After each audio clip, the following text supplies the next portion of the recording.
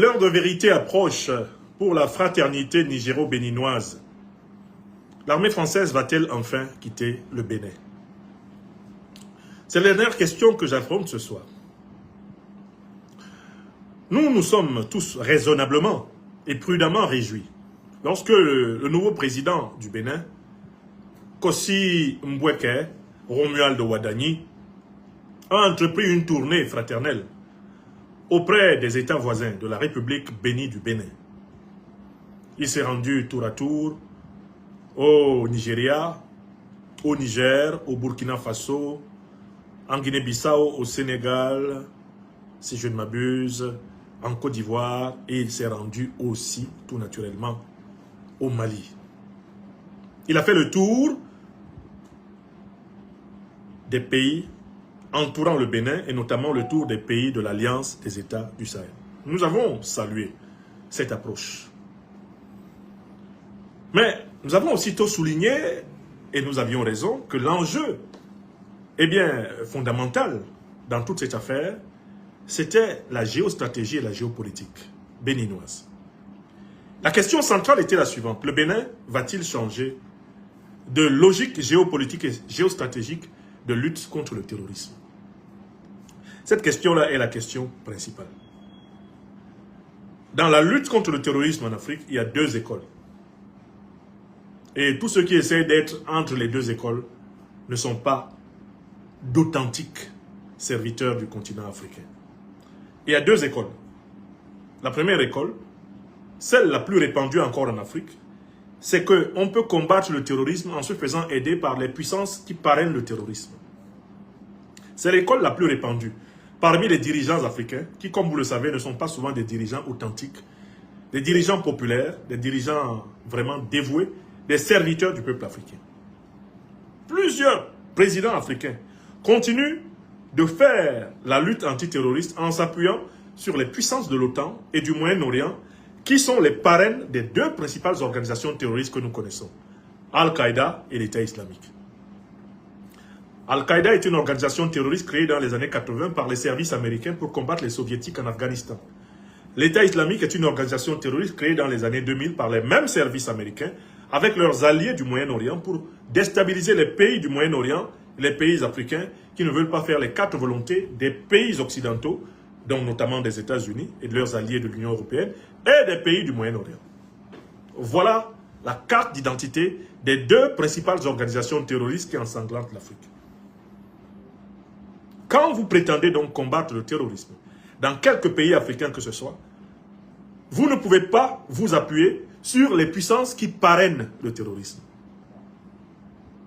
Les États-Unis d'Amérique, Mme Tulsi Gabbard, qui vient de démissionner de son poste de chef de renseignement, a amplement publié des preuves officielles américaines que les États-Unis, y compris par leur soi-disant aide au développement, ont amplement financé, aidé, renforcé, armé les organisations terroristes. Même l'actuel président américain en avait accusé l'administration précédente avant d'être lui-même le parfumeur de chefs terroristes et d'assumer le fait d'avoir installé un chef terroriste à la tête de la Syrie. Il y a une vidéo de Donald Trump qui dit « C'est nous qui avons placé Ahmed al-Shara, le chef terroriste d'Al-Qaïda et de l'État islamique, Mohamed al-Joulani. C'est nous qui l'avons placé à la tête de la Syrie. » Maintenant, il y a une vidéo de Trump qui le dit. Donc Trump reconnaît qu'il est un parrain du terrorisme. Il n'est pas différent d'Obama, de Clinton. Il n'est pas différent de Sarkozy, de David Cameron. C'est la même clique de l'impérial terrorisme. Alors, un dirigeant africain qui dit qu'il combat le terrorisme ne peut pas laisser les troupes de l'OTAN sur son sol. Parce que les troupes de l'OTAN sont des parraines des organisations terroristes. C'est le cas des troupes françaises. Donc l'association avec les groupes terroristes, par exemple au Mali, se fait maintenant au grand jour. Les criminels du JNIM, du FLA, les Iyad Agali, les Oumar Mariko, les Etienne Fakaba Sissoko, les Mahmoud Diko, les comment il s'appelle, Bilal Ak-Sherif, tous ces gens-là, Al-Gabas, etc., sont ouvertement soutenus par la France maintenant. Les journalistes français d'investigation en sont venus à reconnaître ce que nous avions déjà prouvé. Vous avez tous écouté les révélations assumées par Georges Malbruno et par l'ancien journaliste de RFI, eh bien, Robert ou bien Norbert Navarro. Donc, les dirigeants africains ne peuvent pas continuer à tromper les peuples africains sur la nature réelle du terrorisme, sur l'origine réelle du terrorisme auquel nous sommes confrontés aujourd'hui en Afrique. L'origine de ce terrorisme, ce sont les puissances de l'OTAN et leurs alliés du Moyen-Orient. C'est-à-dire les puissances de l'OTAN, cornaquées par les États-Unis, la France, et leurs alliés du Moyen-Orient, comme l'Arabie Saoudite, le Qatar et consorts. Ce sont eux qui sont les parrains. Donc, toi au Nigeria, tu ne peux pas dire que tu combats le terrorisme, alors que ce sont les puissances de l'OTAN qui encadrent tes troupes pour combattre leurs troupes. Le terrorisme est une variable de déstabilisation entretenue en Afrique pour continuer à la piller. Toi, président du Bénin, président Kossim Bouéké-Romuald Ouadani, tu ne peux pas dire à ton voisin, le président Abdourahmane Tiani, je combats le terrorisme en permettant aux troupes françaises qui parrainent les groupes terroristes, au vu et au su du monde entier, de rester sur ton sol. C'est pas vrai. Toi, Alassane Draman Ouattara, tu ne peux pas dire que tu combats le terrorisme en permettant aux troupes de l'OTAN, aux troupes terroristes françaises, qui soutiennent ouvertement les groupes terroristes, comme nous venons de le montrer. Tu ne peux pas dire que tu combats le terrorisme. Toi, Bassirou Diomaye Diakhar Faye, au Sénégal, tu ne peux pas le dire. En continuant à les laisser utiliser ton sol. Toi, El Ghazouani, le président de la Mauritanie, tu ne peux pas dire que tu combats le terrorisme en ayant tous les pays parrains du terrorisme et les organisations terroristes qui sont hébergées, protégées, logées, nourries, soignées sur ton sol. Tu ne peux pas le dire. Tu peux même envoyer 25 émissaires. Ça ne change rien à cette vérité géopolitique. Toi, le président algérien, Abdelmajid Tebboune, tu ne peux pas dire aux Maliens, aux Nigériens, aux Burkinabés que tu ne soutiens pas le terrorisme alors que les chefs des principales organisations terroristes qui ensanglantent le Mali, le Burkina Faso et le Niger vivent librement chez toi. Tu ne peux pas le dire. Et on voit même difficilement quel business tu peux faire avec les Sahéliens en ayant des chefs terroristes qui ensanglantent le Sahel libres chez toi. Abdelmajid Tebboune. C'est vrai pour le président tchadien, Mahamat Idriss Déby Itno. Il ne peut pas dire qu'il combat le terrorisme en laissant les troupes françaises revenir au Tchad. En sachant très bien que ces troupes-là encadrent les groupes terroristes qui tuent les soldats tchadiens. Il ne peut pas nous dire ça. Paul Biya ne peut pas dire qu'il combat le terrorisme en faisant de Garoua une base de drones pour l'armée américaine et en laissant les troupes de l'OTAN traverser le territoire camerounais à volonté pour mener leurs opérations. Paul Biya ne peut pas nous dire qu'il combat le terrorisme. C'est pas vrai. Voilà les vérités. Voilà les vérités qui sont posées sur la table. Voilà les vérités qui sont posées sur la table et qui expliquent les deux conditions fondamentales posées par le gouvernement du Niger à travers son émissaire principal lors des dernières rencontres avec la partie béninoise, le général de division Mohamed Toumba. Deux conditions sont posées par le Niger comme préalable à une réouverture de la frontière commune avec le Bénin. 1. La signature d'un accord de défense entre le Bénin et le Niger. Et 2. La mise en place d'un accord de sécurité qui pose le principe intangible de la non-utilisation du territoire de l'un contre l'autre. Commençons par la première condition, posée par le grand et noble gouvernement nigérien. Je vous avais dit que le gouvernement nigérien n'allait pas nous décevoir. Nous sommes fiers du président Abdourahmane Tiani. Oui! Prenons la première condition. Le président Tiani dit à son jeune frère, le président Ouadani, signons un accord de défense. Ça veut dire quoi? C'est-à-dire que s'il y a des criminels qui tuent des Béninois et qui entrent chez moi au Niger, je vais t'autoriser, avec l'armée béninoise, de venir aux côtés de l'armée nigérienne pour les combattre au Niger. C'est exactement ce qui se passe, par exemple, entre le Burkina et... D'abord, entre les pays de l'AES, c'est ce qui se passe. Mais c'est ce qui se passe, par exemple, entre le Burkina et le Togo. Le Burkina et le Togo ont un tel accord de défense que, quand des criminels viennent du Burkina pour attaquer le Niger, pour attaquer, pardon, le Togo, l'armée togolaise a droit de poursuite. En coordination avec l'armée burkinabé, l'armée togolaise entre tranquillement au Burkina et taille le croupion à ceux qui sont entrés pour tuer les Togolais. De la même façon, quand les terroristes partent de l'intérieur du Togo, quand les terroristes partent de l'intérieur du Niger pour fuir au Togo, l'armée de l'intérieur du Togo, non, du Burkina pour fuir au Togo, l'armée burkinabé a le droit de poursuite. L'armée burkinabé entre au Togo avec l'autorisation. C'est ça un accord de défense. Ça veut dire quoi? L'armée nigérienne demande, le Niger demande au Bénin d'accepter que l'armée nigérienne soit capable de poursuivre les terroristes qui entrent au Bénin. Et que l'armée béninoise soit aussi capable de poursuivre les terroristes qui entrent. Eh bien, au Niger, les deux armées combattent les terroristes ensemble. Vous voyez la première conséquence? La première conséquence, c'est que s'il y a cet accord de défense, les terroristes seront vraiment pris entre deux feux. Ils seront écrasés. Ils n'auront pas de zone de repli. Puisque les deux pays auront décidé de leur mener une lutte sans merci, ils seront réduits. C'est pour cela qu'il y a eu une accalmie. À la frontière, par exemple, entre les pays de l'AES, il y a plus d'accalmie à ces frontières maintenant qu'il y en avait avant. Parce que les armées de l'AES circulent librement dans tout le territoire. C'est pour ça qu'il y a plus d'accalmie maintenant à la frontière nord du Togo et à la frontière sud du Burkina. Parce que les deux armées travaillent ensemble. Vous comprenez? Donc l'accord de défense est nécessaire. S'il n'y a pas d'accord de défense, la frontière ne doit pas être ouverte. Parce qu'on ne sait pas qui on va mettre dans les véhicules pour entrer au Niger. Vous avez compris? Deuxième élément très intéressant. Un accord de sécurité qui pose le principe intangible de la non-utilisation du territoire de l'un contre l'autre. Cette deuxième condition vise clairement la France. L'armée française mène des opérations de soutien au terrorisme, sans même avoir besoin pour cela de la participation de l'armée béninoise.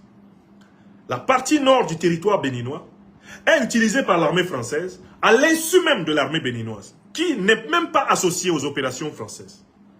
C'est-à-dire que le territoire béninois est utilisé par l'armée française pour soutenir ses supplétifs terroristes contre le Niger, le Burkina Faso et le Mali.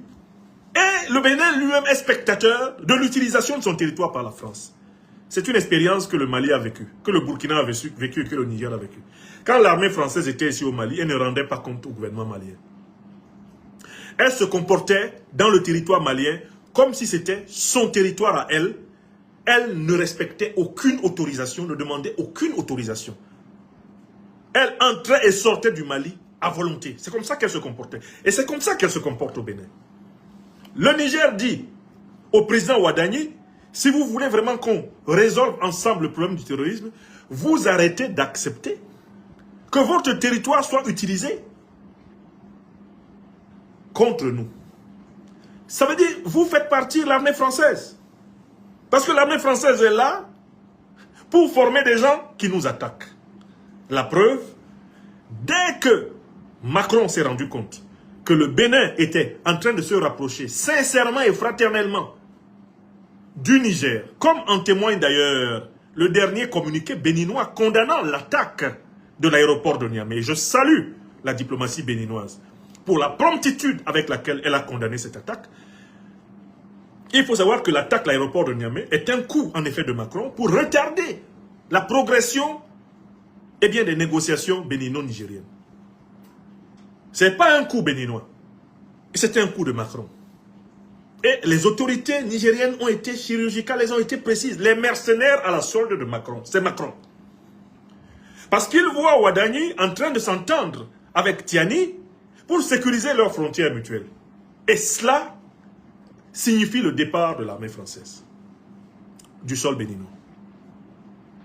Parce que l'armée française a en réalité tracé une zone à la frontière nord du Bénin, une zone dans laquelle elle fait ce qu'elle veut. Elle n'obéit pas à l'armée béninoise. Elle n'agit pas avec l'armée béninoise.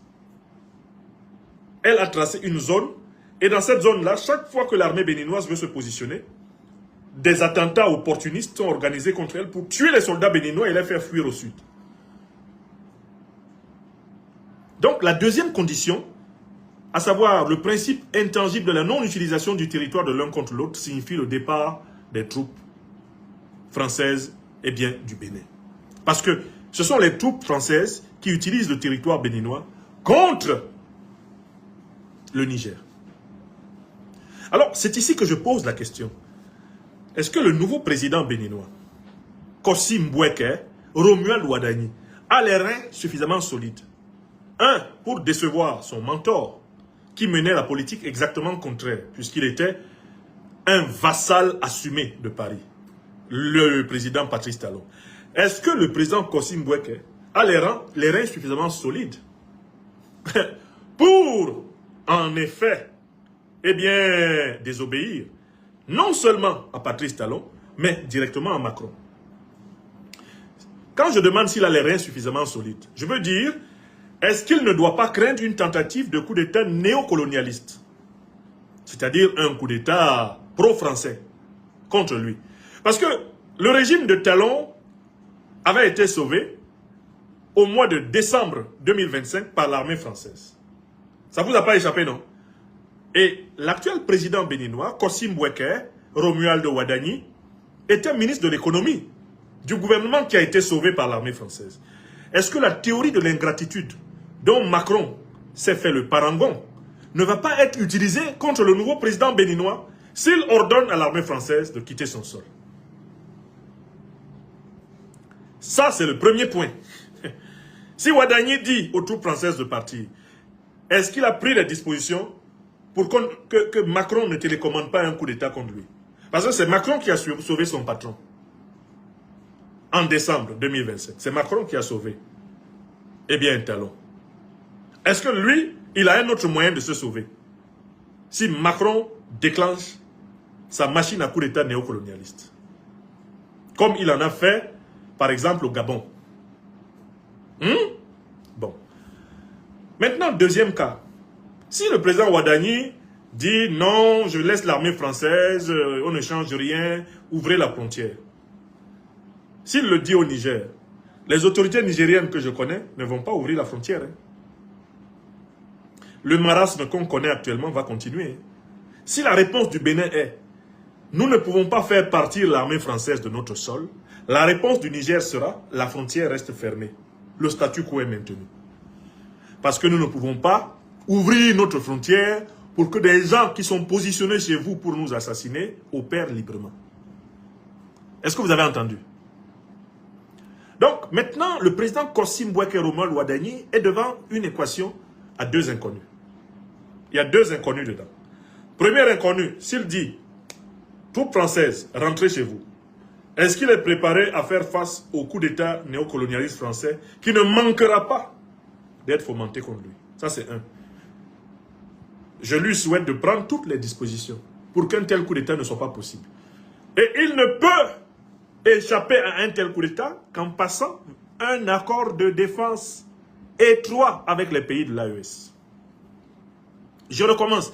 Et c'est là qu'on se rend compte que le Niger est en train d'aider le président Ouadani à être libre. Les Nigériens lui disent, on signe un accord de défense. C'est-à-dire que si quelqu'un t'attaque, nous on te défend. Et si quelqu'un nous attaque, tu nous défends. C'est ça l'accord de défense aussi. Hein. C'est l'accord de défense. Mais en fait, parce que le Niger sait déjà qui va attaquer Ouadani. Quand Ouadani va dire à l'armée française, allez-y, le Niger sait que la France va organiser un coup d'État contre Ouadani. Donc le Niger lui dit, on est là, on va t'aider. L'Alliance des États du Sahel va t'aider. La France ne pourra pas te renverser. Elle n'a pas pu renverser Assimi Goïta. Elle n'a pas pu renverser, eh bien, Ibrahim Traoré. Elle n'a pas pu renverser Abdourahmane Tiani. Wallahi, si tu viens avec nous là, on applique la norme de solidarité mutuelle. Wallahi, personne ne va oser. Les soldats français ne vont pas descendre à Cotonou. C'est ça le sens de l'accord de défense. Hein. Oh, il faut signer l'accord de défense. Si Ouadani n'a pas un accord de défense, il compte sur quoi pour dire non à Macron? Il compte sur quoi? Et c'est ça la décision.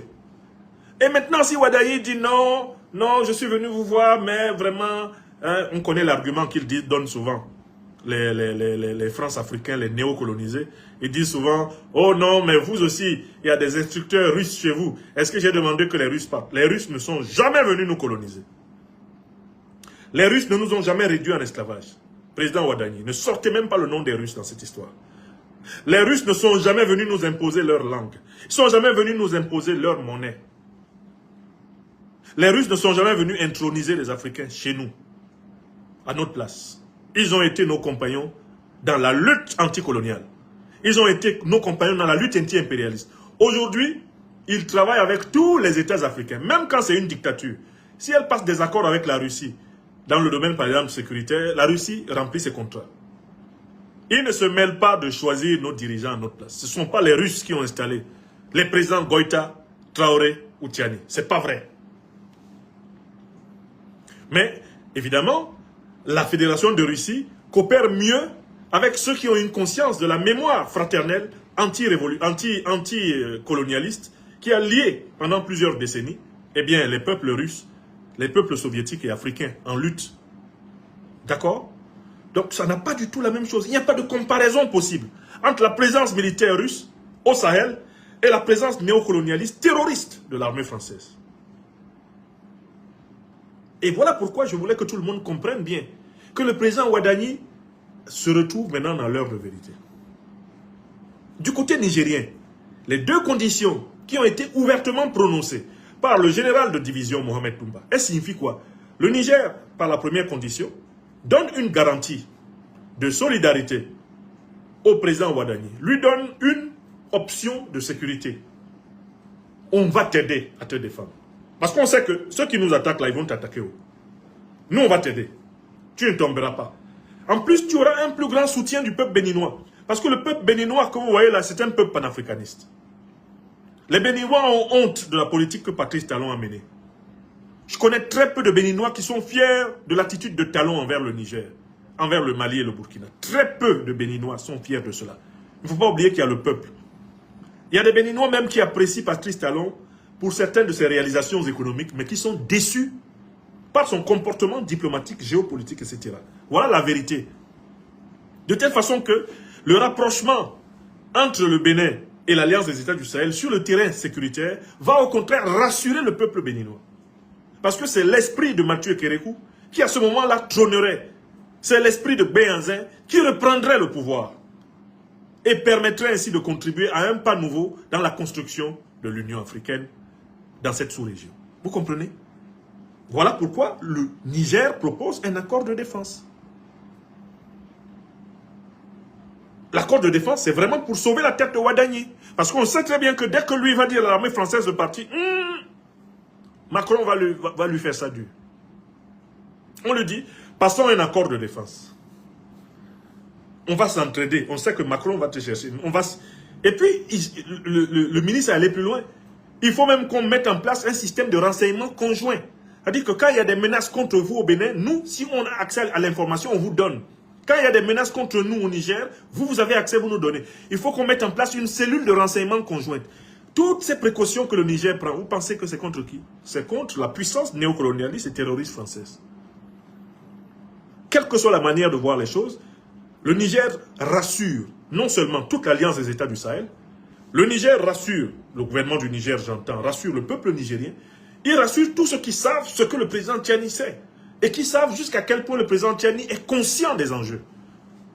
Le Niger nous montre là qu'il maîtrise le dossier.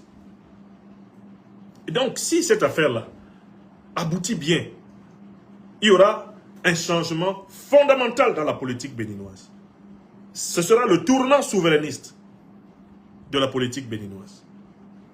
Est-ce que le banquier d'affaires, de formation, Ouadani, est prêt à assumer ce tournant?